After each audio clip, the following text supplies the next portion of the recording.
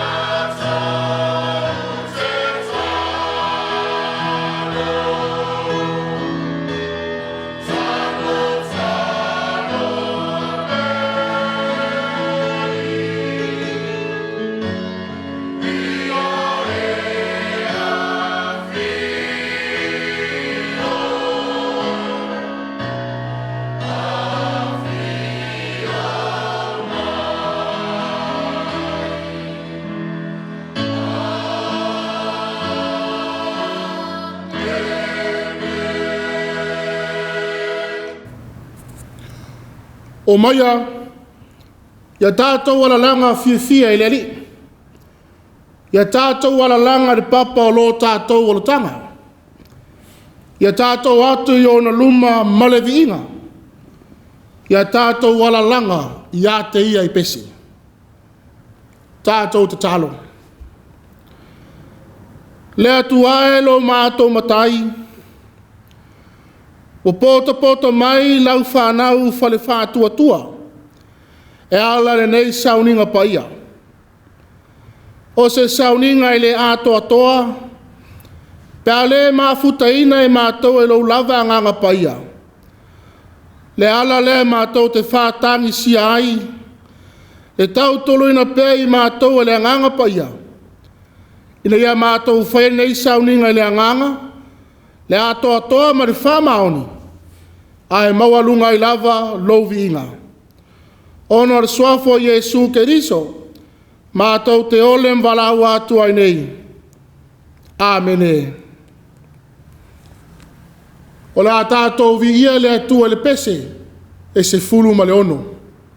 Se fulu ma le ono le pese. O le tātou pe pese atu ai nei.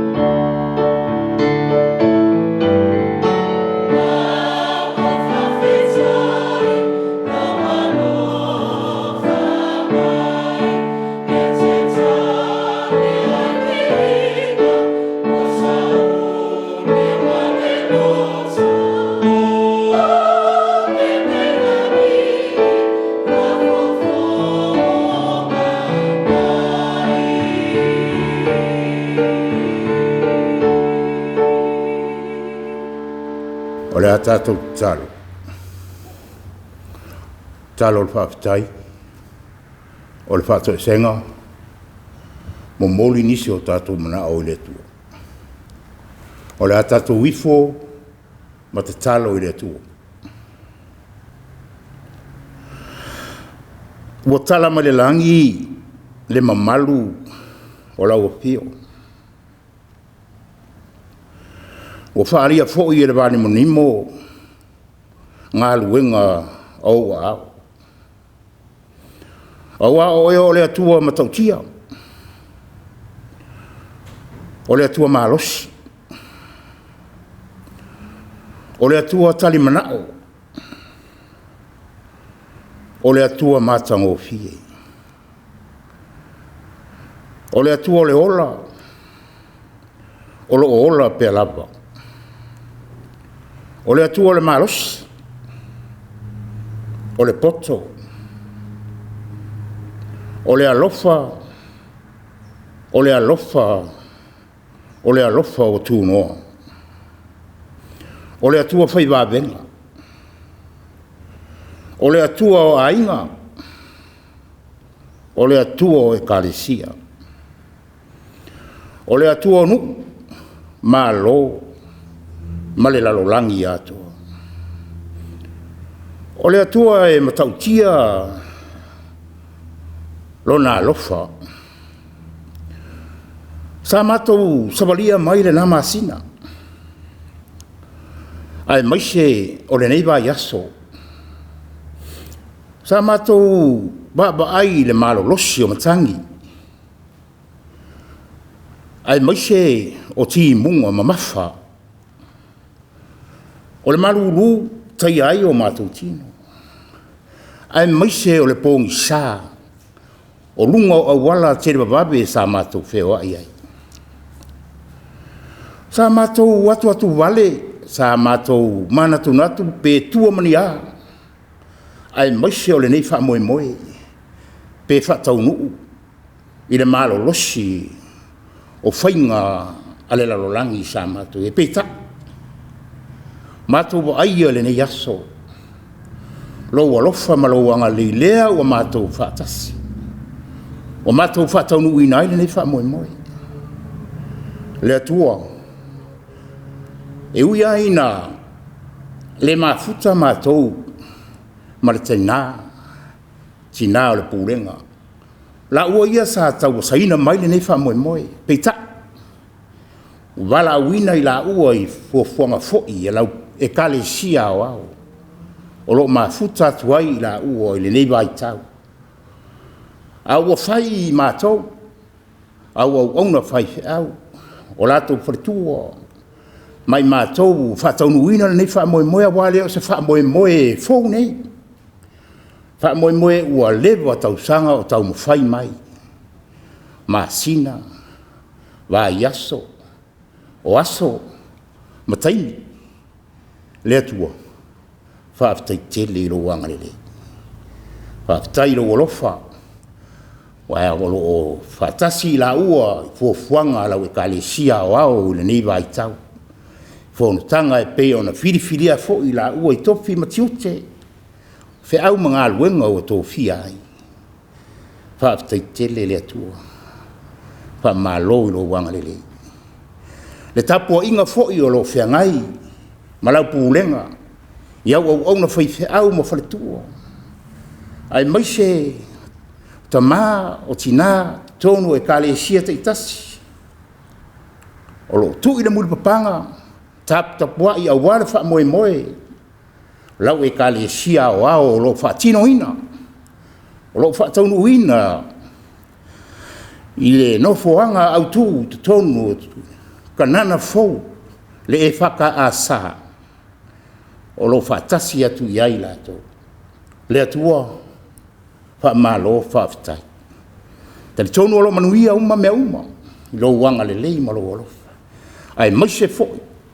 Le tapua'iga lau e kalesia nei i uiwi ia o a'o mo latou faletua. Ai maise ti akono mo latou fale. Tamā o tina mātutua. O lo manuia fo'i la latou tapua'iga. a o alo faiva atu o lato Matua whaleanganga a wale wha moe moe pe ona iai.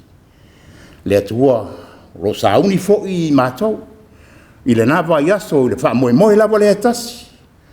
Mātou te whalangolongo ma mātou mata fo i. Fuafuanga i te tonu o lau E.K.A.S wa.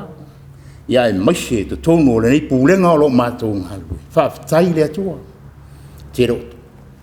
Tu la fo ina lava i mātou i lo wanga le leima lo walofa.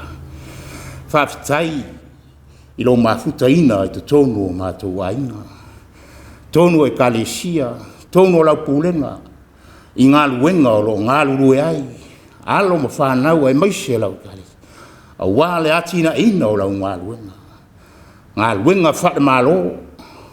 Gāluega o company ma so se Gāluega o lo whiangai mai latu. O lo sa iri ai lo tamau a inga. A wale atina ina o a inga ai maise lau E.K.A.S o lo Gālurue ai. Whamalo whaafitai le atua. Whaafitai lo wanga le lei. Tali tonu fo. E.K.A.S uma E.F.K.A.S kanana fo. Te tonu o le nei atunu. Australia, te Tuila, Manua, Hawaii, Amerika. La tau uma le atua o lo whengai. Ma le tautua ina o lau whiau ma lau Gāluega. Ai maise au no lo Gālurue. Au na toi ina mo lātou wharitua. Whaafitai le atua.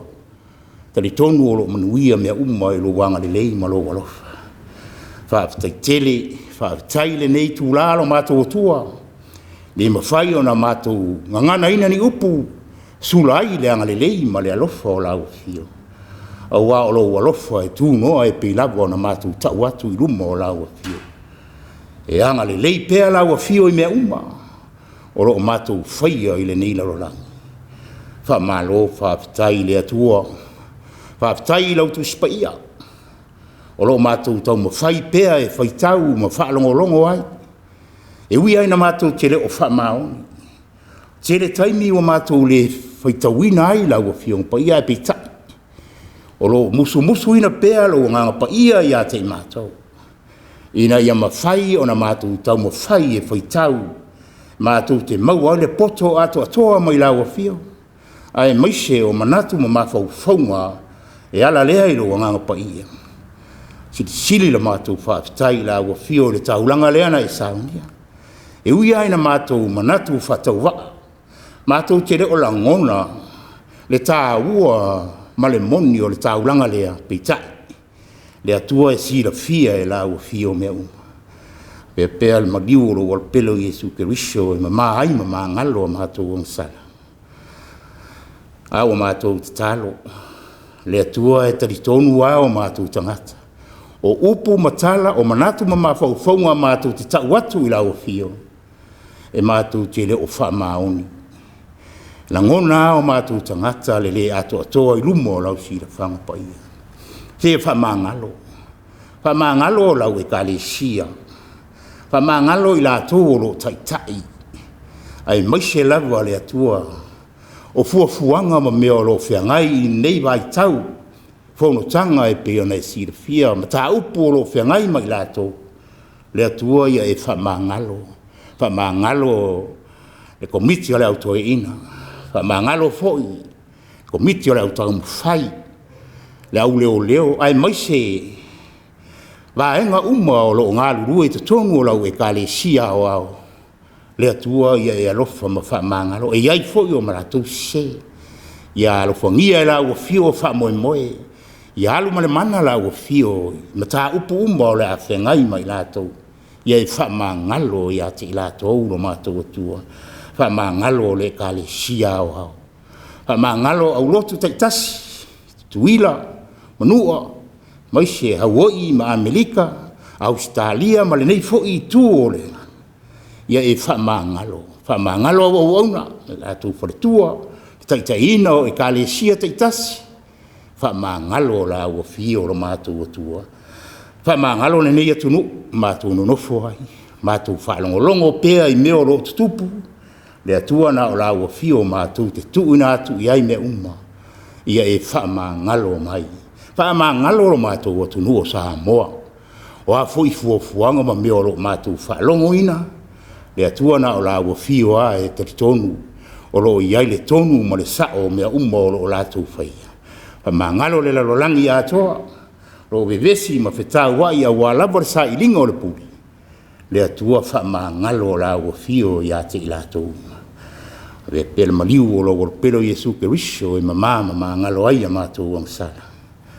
Au mātou te talo, le atuae, mātou wala au pea i lau a fio se e whamanuia mai. Whamanuia lau e kalesia o ao, e tutuila. Tonu o lau no fuanga o lo whenga iai la tau mo le whonutanga e pea na sira fia o lo awai umai la tau. Au nei tai ai maise to i ina lātou wharetua, ai te au mo lātou wharetua, ai maise le lau tele o lau e kalesia o lo whaingai mai lātou.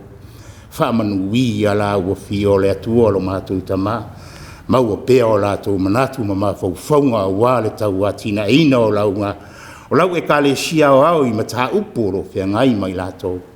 Whamanuia le ao ngā luenga e peo nei sira fia, a onga e peo na whianga iai, sunga ia o i tonu o lau e kalesia, whamanuia ia i lātou.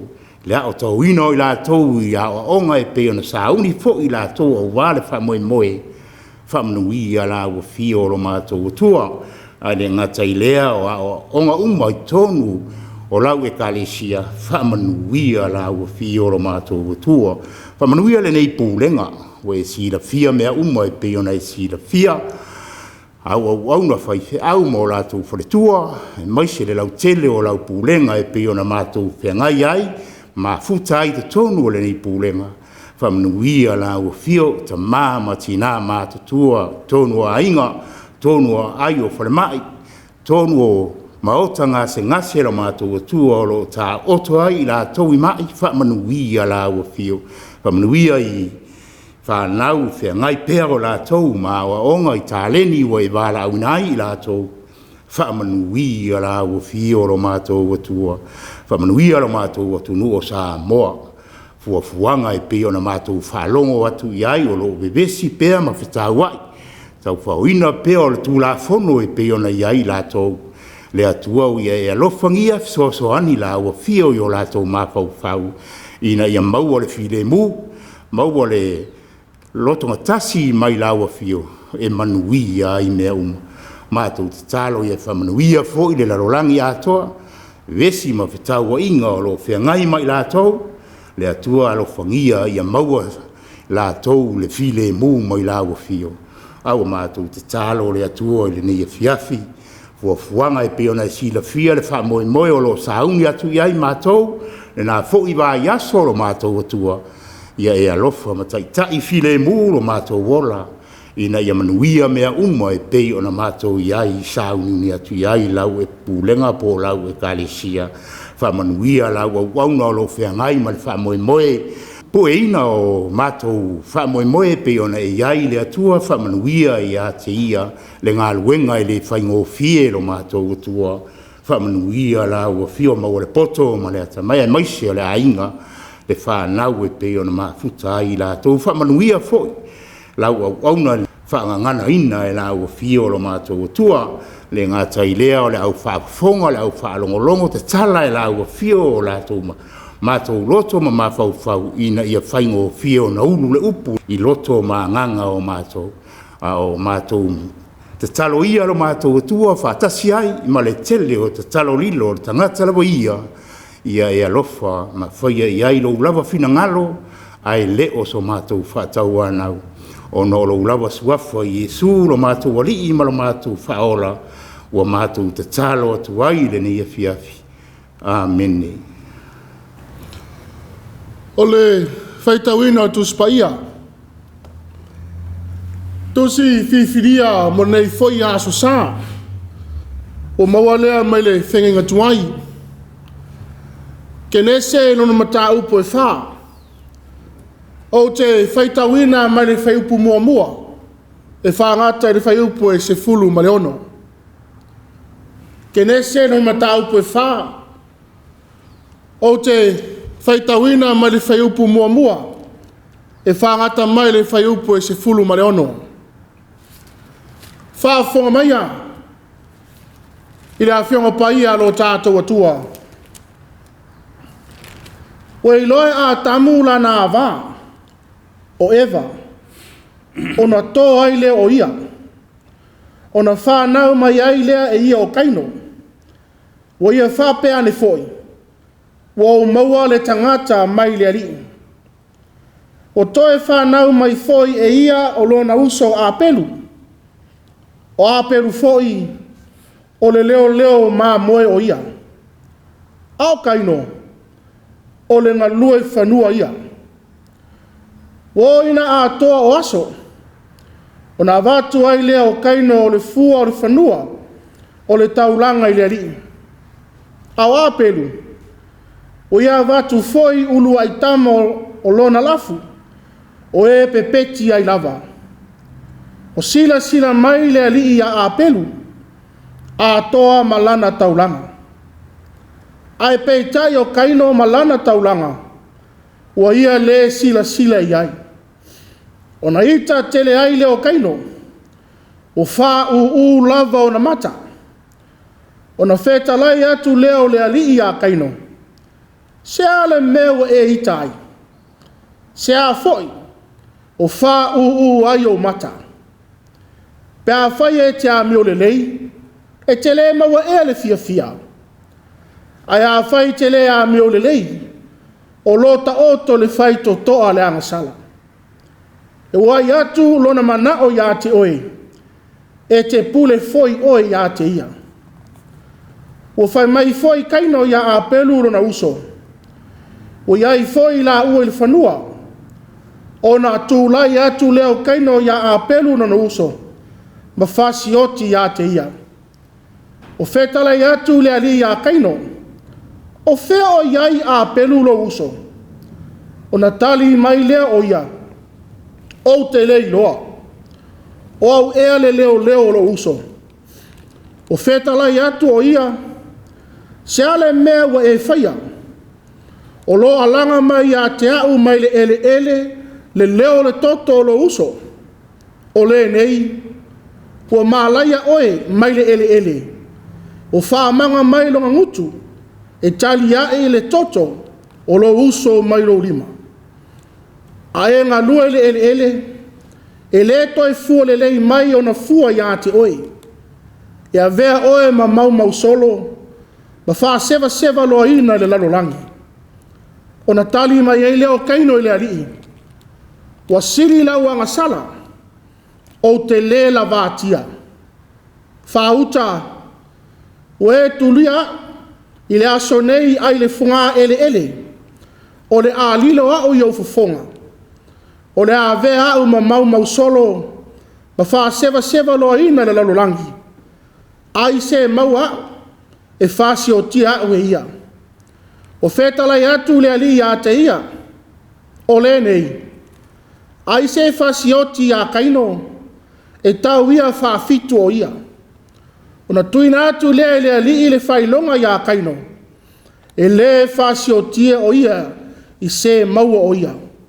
O na alu atu le o kaino ai lumo le ali. Ua mau foi o ia. I le nuu o nota. I le tu i sa sae o e tena. Ia whamanua e tele maile atua. Ala tau whaafonga mta tau whaalongolongo na whionga paia. Mai atu mau atu pē ia te ia lo na lava vi inga. Nei maaso malava e o le whaavau lava. Amene.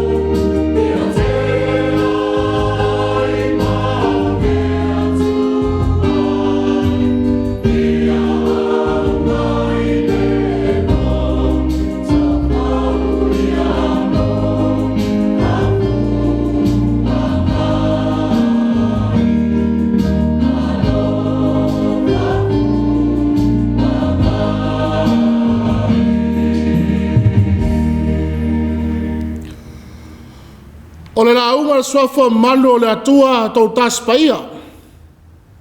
Le atua ta maa le alo, ma le anganga sa. Amene. O maua le matua o launga le nei foi aso sa. Ma le tusi lea sa faitauina ma le whengenga tuai. Kenese no mata upo E.F.K.A.S. O le whai upo e ono E.F.K.A.S no faitauina. O whetala i atu le ali a kaino. O wheo iai a pelu ro uso. O natali mai le o ia. O te lei loa. O au ea se leo ro uso. O whetala i atu le ali a kaino. O wheo iai a pelu ro uso. O natali mai le o ia. O te lei loa. O au ea se leo ro uso.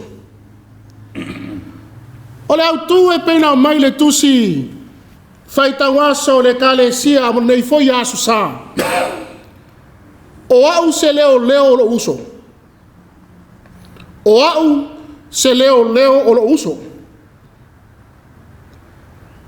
I le tusi o fata oto i lor mata upu se fulu lima le fai upu mua ma le fai upu e fa.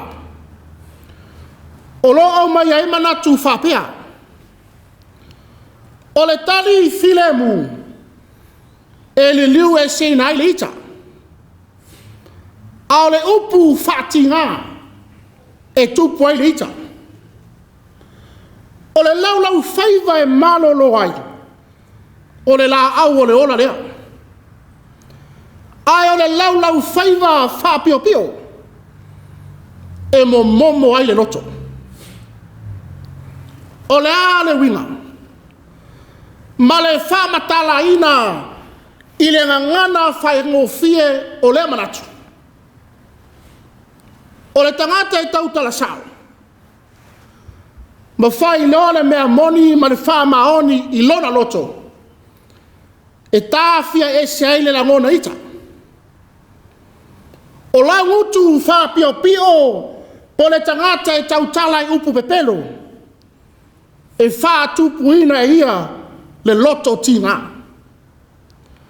O le tangata e tau tala sao, na te wha leo le mea moni ma le ami o tonu. E tali atu ma le loto ma le wha maoni.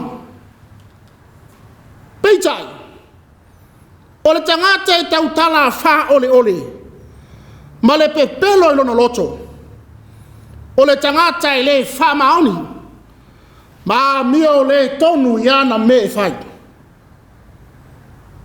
O le tangata e tau tala sao. I se fesili nia ina ai. O le tangata le ise mea na te natia. Po tau mi ai. Na te fofola ma whaalia mea umai luma. Peitai. O le tangata le tali sao i le fesili e tuina atu iai. E atangia mai iai. O lo iai se tūlanga whale tonu. O lo ia nātia. E leo fia whailoa mai. E atangia le tūlanga e le vao mātū mwhanau. I se mea wa whale tonu le wa aia mātua. A fe toito iai ma fe alo whai le tali ale whanau. E ilo masina fia le lege mātua. E pepelo. Ai a tali sao le fesilia mātua. E ilo foi e mātua le wha maoni o le atali po le awhawhini. A wae fiu lava le tama ma le teine pepelo. E maua lava e mātua. A wae le lava se me nātia. E le whailoina. E pei lava upu masani. E ngangana o aso uma. A wae fiu lava e na nāle tamai moa. Ai io mai lava. E tani I fōlinga whapea se ata. O lo tau mori mai. E le Autū nei foi aso sa. O au se leo lo uso. o au se leoleo o lo uso. O le manatu Autū o lo wha awala mai e ala i le fesili. Ao le fesili o lo tali atu ai le feta lainga le atua. Le feta lainga le atua o lo fesili ngi ai kaino. E pei upu o fai mamatua. O feta lai atu le alii ya kaino. O feo iai a pelu lo uso. O na tali mai lea o ia. O te lei loa. O au ea se leo lo uso. O le fesili. Wa toi na atu e le atua. Ao lea foi wa tali atu kaino. E ala ilana fesili. E pei o upu o fai ma Autū. O a se leo lo uso. Kaina wale tali sa o ma fa ma au ni le atua. Ai wa ia toi fesili ngia le atua. Po ia se leo lo uso. Po sana mata fai oi lea. O le tali a kaino. O lo manino mai ai. E fōringa. O lo iai se tūlanga a whale tonu. O lo ia nā tia mai le atua. Ai ngalo ai a kaino. E lea ma whaina lafi se tasi. I luma o le atua. E lea ma whai foi. Ona fe alo whai se tasi le atua. A wae sila fia e le atua mea uma. O le tala maasani wa lau iloa. Le tala ya kaino maa pelu lona uso tu ofi. O se au uso e vava la lata ma maa fana le mafutanga. Ua faa manu ina foi e le atua i la ua. Maa faa upenga ina i to mai ese maa ngavaa. E au na matautu ai a wale manuia o aina. E tu sa ima le mori maua tu stala o Kenese. O kaino o le ngalue whanua o ia. E ngalue ina ma whaatoa le ele. O le whai whaatoanga. O apelu o le leo mamoe. Po le leo manu. O lalo na winga. O lana ngā luenga o le whai la fumanu. E tausi le lei mawhawhanga. Se o ina pepeti ma whao ngā ina. E tu sai o le tala. O la toanga o aso. Po le teimi o ai le selenga. O fua o whale ranga. E tu sai o tu maanga maasani a iutaia. Pila wa foi ona whātino ina e le whainga māloa Samoa i nei ona aso. O asia singa o talo mua. Po ulu ai fua o selenga. Mai nuu, mai tu mālo. O ngā luenga sa lātou tauti ngā ai. O le ata marewa ainga foi lea nai loa ia kaino ma apelu. Wo oi le aso ua sele ai ulu ai fua. O whare ranga o la whātoanga ma lafu manu. O no lao atu lea e Faitau langa i le ari. I le mori maua Kenese. O kaino o ia watu fua o whanua ma Faitau langa ai. O apelu ua watu ulu ai tama le lei ma le pepeti lava. Ma Faitau langa ai mo le ari. O le tala. Ona sila mai ai leo le atua. I le taulanga a peku. O wha manuia iai. Peitai. O le taulanga a kaino o le ai. Ua le sila iai le atua. Pe leo o le ale mafua anga. Na tupu ai. Le F.K.A.S a inga i le vao kaino ma a pelu. Ma iu ai lava na fasiote kaino lona uso a pelu. O le ita. O tupu ai le loto. Na afu ai no o lo na lima. Ma fasioti lo na uso tu ofe o apelu. Le mafutanga mafana malelei. Ai ua se ina o no rita. Tasile nei o i tū tā ua. E toe whama natu mai ai mafutanga mafana. Ma vāwala lata. Whialo whani malelei to tonu aina. I aua nei vavelita. Aua nei vavelita. Ona whai ai leo na awala se. Awala tau no umorita. O le angsala. Le ita lea wa motu sia ele maftanga mafana i le vā oso. Awala ita. O le mai lei ale tia Apolo. E whase se na ai le tangata le atua. Pea mai tau le lei le tala. Na afu ai le ito kaino ya apelu na uso. Ma fasioti ya te ia. O ulua i manu pepeti ma le lei o le lafu manu a apelu. Na Faitau langa ai le ri. Ao kaino. O fua o le whanua. E leo tā ua mai le tala. O ni ulua i fua o whatoanga kaino. Paulava le tala Kenese. O fua o le whanua. Pe leo le ana tonu lea na le sila sila. Ma wha manui aile li i a kaino. Au le visiri. Pena iai se ngā luenga a kaino na whai. Pena o le alua tu lava. Ma au mai fua o le whanua na iai. O a le atua ia. E au noa ma se ngā luenga na ia whaia. Peyo a pelu. O ulua i manu pepeti lava. Ma le leo la na lafu. Na Faitau langa ai lea li.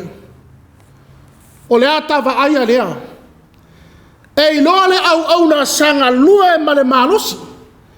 Sa tau tua ma le afu. O wha manu e ina i lea li. Ioe.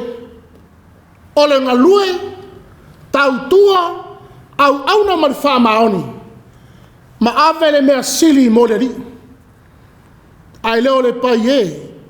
Ma wha pala pala. Feta laile atua ia kaino. Pe a whai e te a mio le lei. E te le maua e le fia fia. Ai a whai te le a mio le lei. O lota oto le whai totoa. Le angsala. Kaino. Ua matua le fia fia. Ua le talia lana taulanga. Ai talia le taulanga ape. Kaina wale ai se loto mama. Le ai se alofa moni. Ai wa fusia i le leanga. Le loto wa pala pala. Le ita kaina wa whana o mai ai leanga sala. Lea wa ia fili fili ai. E whao le oti. Ilona uso a peru. Le atua wa sila fia le lei. Le ngai o inga. Ma le amio le anga o whaia e kaino. Le ala lea na fisiri ngi ai le atua kaino. Le feta lainga le atua. Ai o lota o toi le ava noa mo kaino. E tau tino. E tau tala sa o ai ma le amio tonu. E tusa ma la nanga sala wa whai. Peita ai. E leo le tūlanga lea. Feta lai le atua. O fea o iai a pelu lo uso. O na tali mai leo kaino. O te lei loa. O au ea se leo o lo uso. O le tali sa o kaino. E fai loa i le atua la na mese sego fai. I lo na uso a pelu. O ia le tau tino i le atua la na ngasala. Ai o ia manatu e nana. Ai ngalo ai. O lo sila sila mai lava le atua. O le talia kaino. Ua matua le ai se amioton. Le ai se wha maoni. Ao se alofa i lo la va ma le atua. a wawa Peaulele ita. Le ita, o whālia manino mai ai, le mea moni, o loi to tonu o lona loto. Ai whai mai upore Tusi. O lo ita I lo uso a tangata lo te tua oi. O lo ita foi lea I le atua. Pei whai mai le apostolo Ioane, I lana lua I Tusi. Pea whai e whapea mai se tasi. O te alofa I le atua. Ai ino I lona uso. O le pepelo lava ia. Kaino ua le iloa. O le atua e sila fia mea uma. A wā o le atua mamana, mamalu, matautia. Ma e sili ese lava o ia. Le atua o whaafofonga ina le toto a pelu o masa. Lona toto lo a langa mai le ele. Ai o le ola mai le atua. Lea wa ave se ina I kaino. Ona wa tau mamao kaino ma le atua. Ta alofa ia kaino. Wa ia le pepelo tangata. A o le atua lava lea. Lea nga sala kaino. Na ia tau mawhaia na atia I le atua. Na ia tali atua I whapea. O awo se leo lo uso. O awo se leo lo uso. O le tali tu la fwa ia tangata. Le tangata wo fōlinga mai wo maua. Le tangata wo le mautinoa I lona loto. Ma le mautonu. A wawa ia whātino ina le leanga. Ua wha o le oti. I lona uso a pēru. O le tau ia kaino. O wha sala ina I le atua. Kaino e ola. A e ola ma le malaia. E ola wha seva loa ina I le larolangi. Wa sili ai le oti. Nai lo le wha salanga wa tuina atu ai le atua. E uila wa oti a pēru. Ai o lo oti ma le manuia. Ona o lana taulanga wa talia ina. Ma wha manuia I le atua. Ao kaino. A whai ele I wha maoni I lana taulanga. Na ofo mo le ari. Na afu ai. Ona le talia ma wha manuia ina I le ari. O lea lava le tau I wa vaia. E leo wha manuianga. A le wha salaina. Kaina ma a pelu. Sala ua Faitau langa fatasi. Tuina toia le atua le avanoa. Ai o le navanoa. E fua lava. I le whiriwhiringa tangata. Ma le anganga e whaatino ai. A pelu o foai le ulu ai tama o lana lafu. O manu pe peti e Faitau langa ai le atua. Le foai a pelu. Wa tangia mai ai. Lona fia fai mea sili mo le ali. A tonu o le mafu anga rea. Na sila ai le atua ia a pelu. Sila I le anganga. Ma le loto o pongai ai le foai. Ai aka ino. E le fia fai mea sili mo le atua. Ai nau I whamanianga. Ina ua le talia. O le ari unga. Waita. Ma nau e fasioti I lona uso. Le tangata e fai me leanga. Ai nau le manuia. O le tangata e fa lilo. E pepelo. E le alo famoni. Awana le leile loto a kaino. E le fasiotia a peru. Ana loto mama kaino. Manu e le whape atu na natali atu I le atua. Ina ua whisiringia o ia. O whea o iai a pelu lo uso. O natali mai leo kaino. O te lei loa. O au ea se leo. O lo uso. E whanau le atua. O lo whafofonga. Ma moli mawina le nei foi sauninga paia. O se tala maasani wa utau sila fia mo iloa. o le whainga taulanga a kaino ma a pelu, a o le whainga taulanga, wa iu le anga sala wa whaia. Aise a, o norita. Le loto e le mama, tau mamao ma whauwhaunga mai le atua. O se, whiau tau longo longo mai foi lea mo i tātou uma. A tātou wa ai atu wa manuia le isi uso. Tu i ai lau tau au, ma apo tele i runga. Ai leo le tau mawhai e toso maarie mai laro. Ia fia le tau mawhai ngā wo o iai.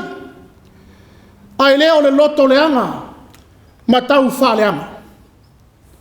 O tūlanga lava ia o lotu tupu, i to tonu o so se mafutanga. E o lava i to tonu a inga, whapea e kalesia.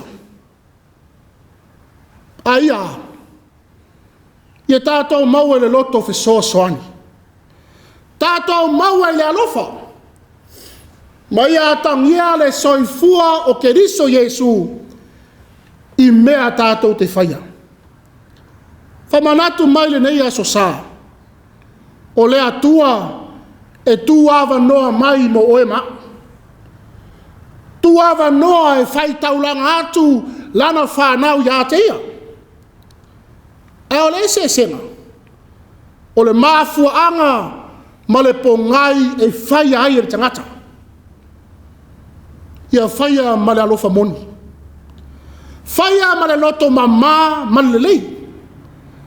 Le tangata e nau e fia whai mea sili mo le atua. Mana tua. E le whape e whai me le anga. Ai nau le manuia. E le ai. Awa e wha tangata loa. E taia ngō fie lava i upu matala. Ma solo muli ai lava. Ma pei ai leo kaino. E le ngata i lea. O le whiau, tau talasau. Whai loa le mea moni. A wā o le laulau whaiva e mālolo ai. O le la au o le ola lea. A le laulau whaiva whapio pio. E mo momo ai le loto. Kaino, wo ia pe pelo i le atua. Ina ua le whātino ina o na tiute whale uso. O manu ma lole ita, nai lole alofa. O tau ia lava i le atua, le tangata i lana amio le anga ufai. Ia oe lau whātua tua, ia whaia o mea sili, ma le whā maoni i le atua. Ia aua foi le avele ita, ma wala e whā se ina ai, ma whai ai nisi a wala le fitaui. E tupu mai ai langa sala. Ai mei se, le peti ai, le vā le lei, ma le whialofani, i le vā uso. O le ita, o le mai lei a le tia aporo. E whā le anga ina, ma whā toi lalo ai ta ngata o le atua. Ia mana tua foi. O mea umatato te whaia i lalo nei. O lo sila fia mai le atua. Awai le aise e tasi e mawhai o na lafi. I le sila whanga pa ia a le atua. Mo whanau, tau tala sao i mātua. Ai leo le whaia le se. Ai musu e tau. Awai tupo le ito o mātua. Mo atua i lava i nisi tūlanga. O le tangata walu moni le atua. Ele ai nisi tūlanga e nātia. Pe whā lua ngia foi. Ele ai se mā salo. Ai nao le mauti noa, ma tali tonu i le atua. Le atua e sila fia mea uma. Foi na mai lo na alo pele o Yesu Keriso. Le whaala tanga ao le awa noa. Tātou te au na tuaia te ia ma le wha maoni. Le awa noa tātou te whai ai ngā luenga le lei, mo a tātou uso. Le awa noa lava lea. Tātou te sāwhanga ai le ola I whāwawau. Te āwhai. Tātou te whātua, whāmoe, ma whāmaoni iai. O wheo iai a pelulo uso. O na tali mai leo keino.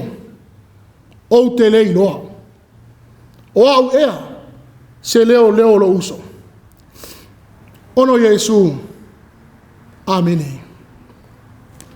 O le pese se lau lua se fulu marifitu. Se lau lua se fulu marifitu. O la tato to e pese atu ai nei.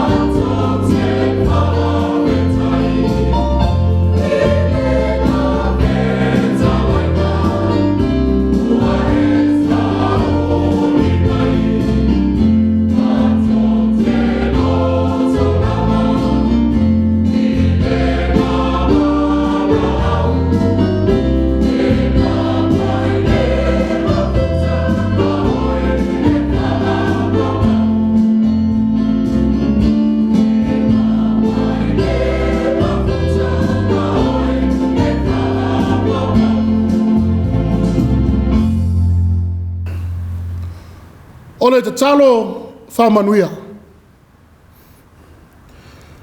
A ia tu mau mai a tei mātou ma lau whanau lau langi atoa. Le manuia ma file mu o lau o fio le atua tamā. Le alofa saili mai o Yesu Keriso. Ile male mafutanga le motusia ma le nganga paia. Nei maso malava e o le whāvavau lava. Amene.